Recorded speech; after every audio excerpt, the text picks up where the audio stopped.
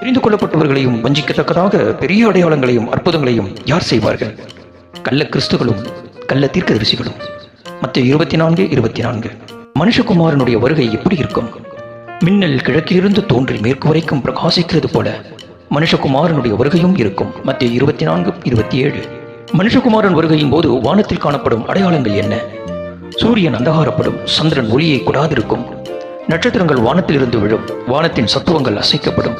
மத்தேயு 24:29-30. பூமியில் உள்ள சகல கோத்திரத்தாரும் கண்டு புலம்புவார்கள். ஏன்?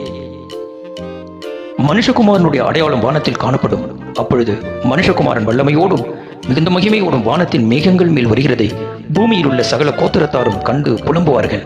மத்தேயு 24:30. ஒழிந்து போவதும் ஒழிந்து போவாததும் இது.